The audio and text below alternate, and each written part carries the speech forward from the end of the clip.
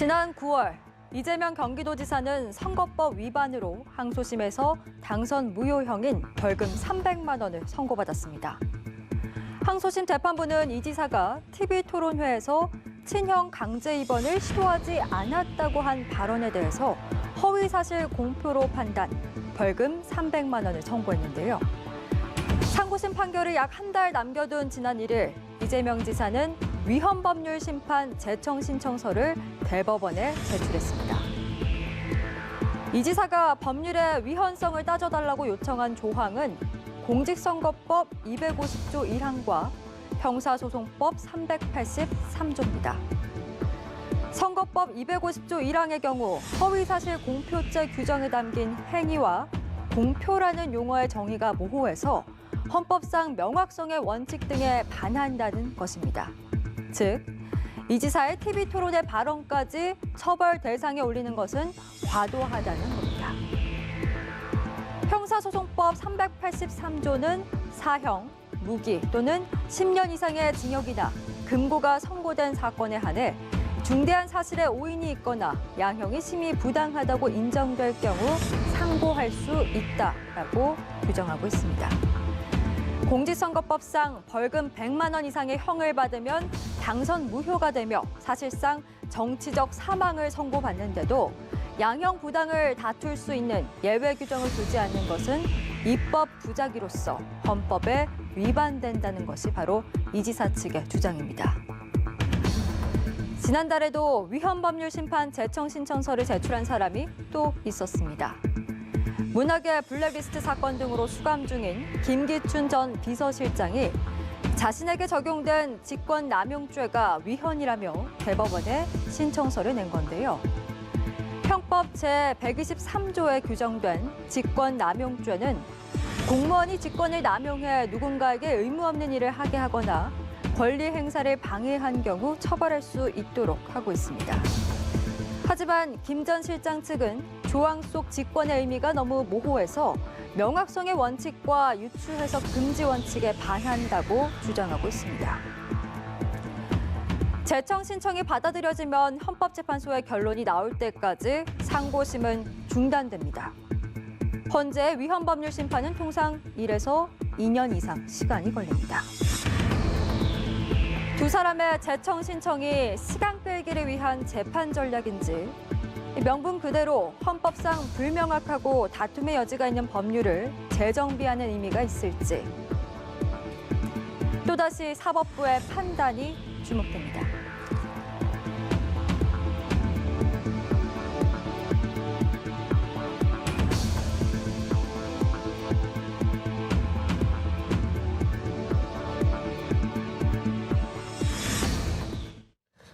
네, 공직선거법 위반 혐의로 항소심에서 당선 무효형을 선고받은 이재명 경기지사가 처벌 근거 법률의 위헌성을 주장하면서 대법원에 위헌 심판 제청 신청을 냈습니다. 네, 대법원이 이를 받아들이면 헌법재판소에서 최종 결정을 낼 때까지 이 지사의 재판은 미뤄지게 되는데요.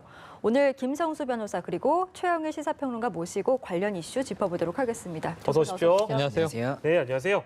자, 먼저 이 주제의 발단이 된 게 바로 친형 강제 입원 사건입니다. 저희가 앞서서 이제 브리핑에서 잘 정리를 해드렸는데요. 일단 이게 어떤 내용인지 좀 짧게 짚고 넘어가기 위해서 최영일 평론가께서 좀 정리를 해주시겠어요? 자, 그러니까 이제 친형과 관계가 좋지 않았고 성남시장 재직 시절에 지자체장이 가지고 있는 권한, 직권을 남용해서 친형을 정신병원에 강제 입원시키려고 시도하였다라고 하는 건데 요것은 무죄예요. 1심, 2심이 다 무죄예요. 그러니까 친형 강제 입원에 대한 어떤 직권 남용을 했다. 이게 4개 혐의 중에 하나인데 주요 혐의였습니다. 그런데 이거는 무죄가 됐어요. 그럼 나머지 이제 3개는 공직선거법인데 하나는 허위 사실을 말했다라는 거예요. 하나는 대장동의 개발 관련해서 사실은 별로 이익을 얻은 바가 없는데 대단한 치적으로 선거 공보물에 실었다 하는 내용이 있고요. 하나는 검사를 사칭했다라는 게 있습니다. 우리가 알다시피 변호사는 맞지만 검사 출신은 아니죠. 근데 검사를 사칭했다. 이제 이거 과거의 이야기입니다. 그리고 세 번째가 TV 토론 유세에서 친형 강제 입원에 대한 질문을 받고 그것을 적극적으로 부인했다라고 하는 것인데 예. 네. 이게 참 묘한 지점이 친형을 강제 입원 시도했다는 직권남용은 무죄인데 예. 오히려 TV 토론에서 아니다, 나는 친형을 강제 입원 시도한 적 없다라고 말한 건 유죄가 된 묘한 상황이에요. 이게 이제 허위 네. 사실을 얘기를 허위 했다. 사실을 이야기했다라고 하는 공직선거법을 위배한 겁니다. 예. 그래서 1심에서는 이 4개 혐의가 다 무죄였어요. 근데 2심 고등법원에서 딱 하나, 그 친형 강제 입원 시도와 관련한 TV 토론에서의 한 발언 때문에 네. 예. 공직선거법 위반으로 300만 원 벌금을 선고받았는데 예. 아시다시피 공직선거법상은 100만 원 이상 벌금이면 이 당선이 무효화되는 무효죠. 네. 그런 상황입니다. 그러니까 이런 가운데 이제 이재명 지사의 변호인단이 사흘 전에 그 당선 무효형의 근거가 됐던 이 법률이 좀 위헌 여부를 가려달라라고 대법원에 신청을 냈거든요. 이게 이제 위헌 심판 재청 신청이라는 건데 아무래도 이제 법률 용어다 보니까 좀 어려워요. 이 부분을 좀 설명해 주시죠. 이 위헌 법률 심판 재청이라는 것은 헌법재판소법 제41조에 근거해서 이제 있는 규정이라고 보시면 됩니다. 그래서 재판이 진행 중일 때 이 당의 재판에 적용되는 법률이 헌법에 위반된다고 보이는 경우에 법원에서 헌법재판소에 이 부분이 위반되는지를 판단해 주세요. 이것이 재청이라고 보시면 되고 네. 이것을 이제 당사자가 이 본인이 지금 재판이 진행 중인 법원에 이 부분 위헌 법률 심판 재청을 해주세요라고 할 수가 있는데 이것을 위헌 법률 심판 재청 신청이라고 하는 겁니다. 예. 그래서 현재 지금 이재명 지사 측에서 이 신청을 했다고 알려져 있기 때문에 지금 현재 이슈가 되고 있는 상황이라고 보시면 됩니다. 조항 그 어떠한 조항에 어떠한 표현들이 좀 모호하다 이런 지금 배경인데 어떤 단어가 모호하다고 지금 얘기를 하고 있습니까? 예, 지금 조금 그 조항을 정확하게 말씀을 드려야 돼서 제가 조금 보면서 말씀을 드리자면 네, 그러시죠. 지금 현재 법조항 2가지가 위헌인지 여부를 다투겠다는 이야기입니다. 그래서 예. 공직선거법 250조 1항과 형사소송법 383조 4호 이 2가지를 지금 다투고 있는데 예. 250조 1항 관련해서 지금 관련 부분만 조금 이제 발췌해서 말씀을 드리자면 예. 결국에는 당선되거나 되게 할 목적으로 후보자의 행위에 관하여 허위의 사실을 공표하거나 공표하게 한 경우에는 예. 5년 이하의 징역 또는 3천만 원 이하의 벌금에 처한다. 이렇게 규정이 되어 있는데 예. 이와 관련해서 이 후보자의 행위가 예. 명확하지 않기 때문에 이 부분을 어디까지든지 다 행위라고 볼 수가 있다면 예. 이것은 기본권을 침해할 수 있다. 그러니까 명확성의 원칙이라고 해서 형사 처벌을 하려면 예. 명확해야 됩니다. 명확하지 않다고 한다면은 누구라도 처벌이 될 수가 있기 때문에 이 예. 명확성의 원칙이 지켜져야 되는데 이런 부분들이 위반이 됐기 때문에 기본권을 침해할 수 있다라는 것이고 예. 또 이 행위 외에도 공표라는 부분도 예. 이 공표가 자기적으로 그러니까 내가 이렇게 말했다, 뭐 이렇게 했다라고 말한 것만 가능한 것인지 아니면 전체 취지를 봤을 때 허위 사실을 공표한 것으로 볼 수 있는지까지도 포함돼서 확대 해석할 수 있는지 예. 이게 명확하지 않기 때문에 예. 이 부분이 결국에는 위헌의 소지가 있다라고 해서 지금 다투고 있는 부분이고 예. 또 이 형사소송법 383조 4호 같은 경우에는 예.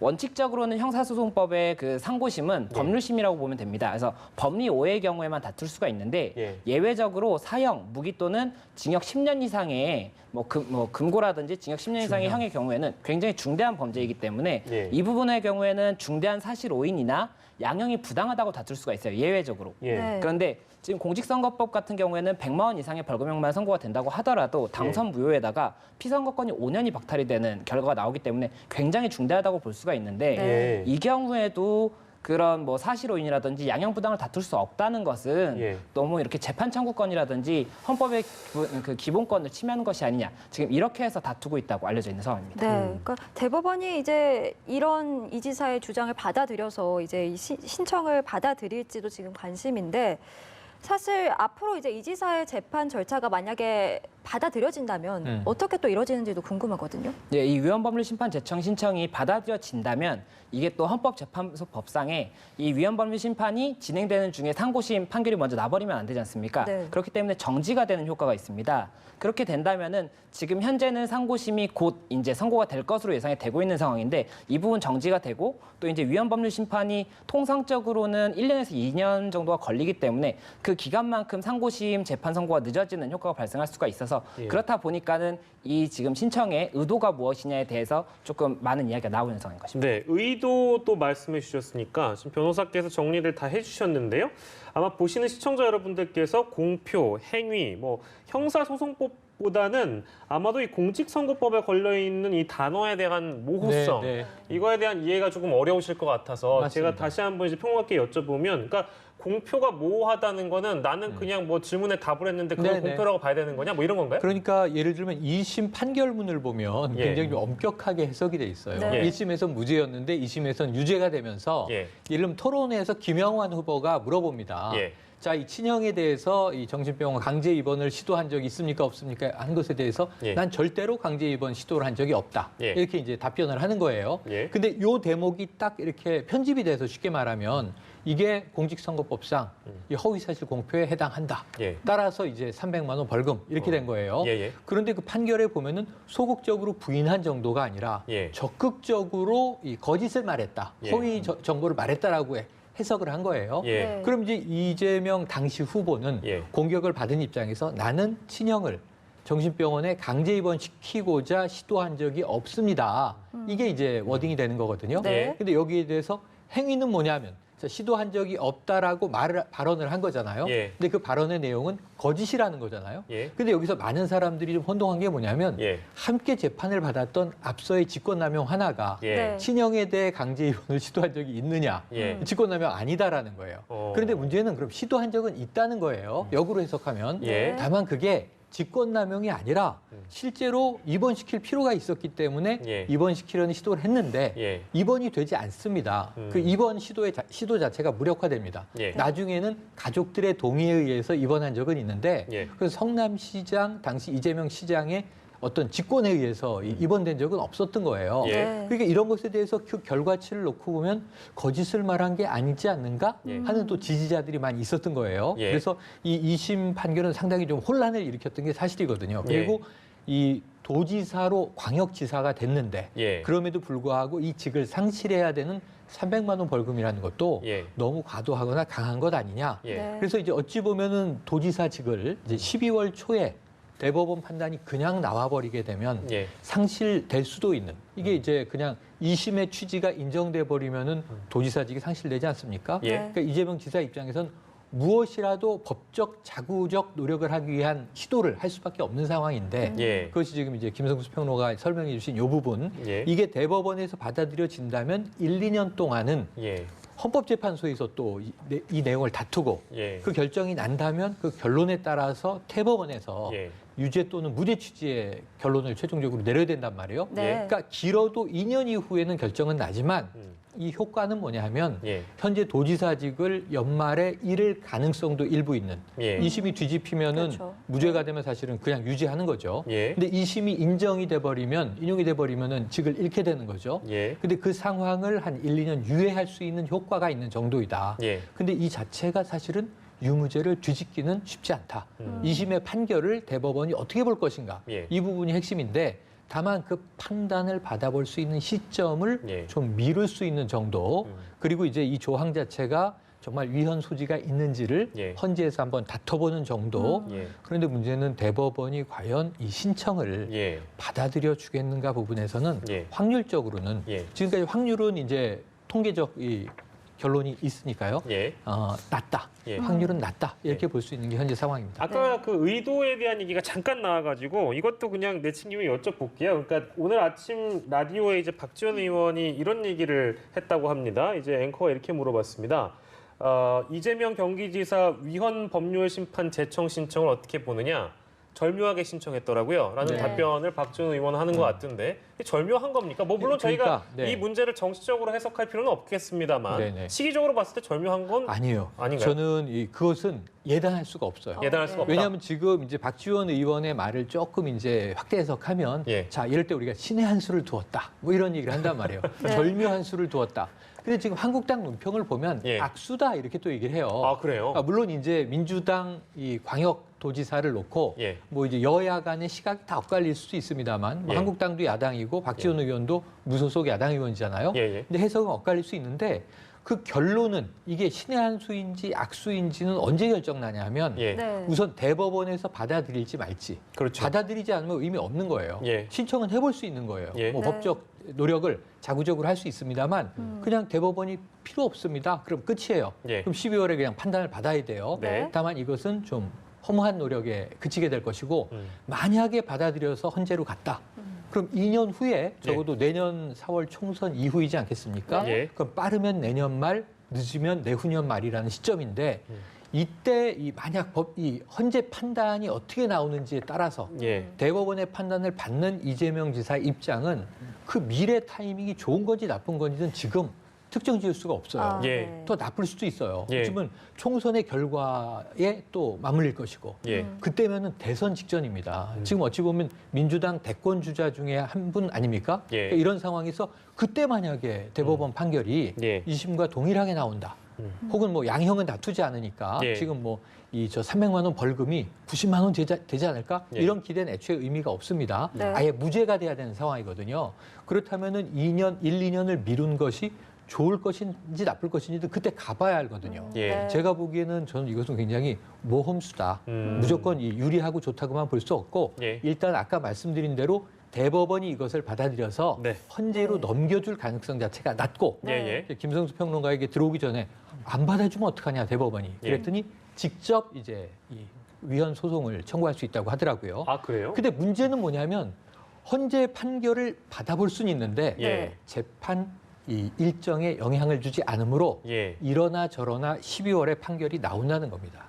그럴 가능성이 높습니다, 현재는. 그렇군요. 네, 그 최영희 평론가께서는 대법원이 이 지사의 신청을 받아들이는 게 이제 가능성이 적다라고 짚어주셨는데 법 쪽에서도 사실 밝게 전망하고 있지는 않다라는 보도를 봤거든요. 변호사께서는 어떻게 보십니까? 이 위헌법률 심판 제청 신청이라는 것이 결국에는 이 당사자가 법원에 이거 지금 조금 위헌 소지가 있는 것 같으니까 한번 좀 헌법재판소에 올려주세요라고 요청을 하는 것인데 이것 자체가 받아들여지는 경우가 많지가 않고 만약에 근데 법원에서 받아들여줬다고 한다면 헌법재판소에 가서도 위헌이 나올 가능성은 굉장히 높습니다. 어떤 통계를 보면 75% 정도가 그런 경우에는 위헌 결과가 나온다고 하더라고요. 근데 그런 경우가 높지가 않기 때문에 법조계에서도 위헌법률 심판 제청 신청 자체가 법원에서 받아들여질 가능성이 낮다라고 보고 있고 다만 이 경우에는 이제 헌법재판소법 그 68조 2항에 따라서 헌법 소원을 제기할 수가 있습니다. 당사자가. 그러면 당사자가 헌법 소원을 제기할 수가 있는데 다만 이 경우에는 이제 평론가님께서도 말씀을 해주신 것처럼 이게 재판 자체가 정지되는 효과는 없기 때문에 재판은 상고심이 결국 선고가 날 수밖에 없고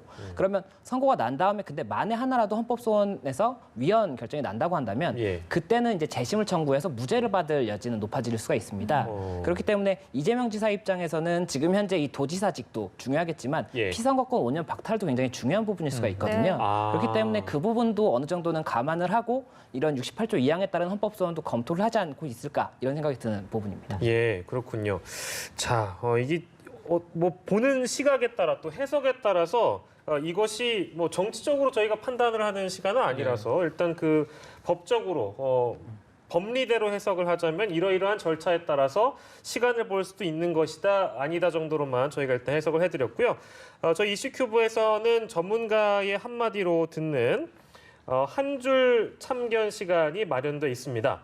오늘은 최영일 시사평론가께 한 줄 참견을 부탁드렸습니다. 한 줄 참견해 주시죠. 일단 뭐 이재명 경기도지사 지금 상당히 뭐 이 지지층으로부터 촉망받는 이제 대권 주자 정치인입니다. 근데 정치의 역할이 뭐냐면 법은 촘촘하지 않아요.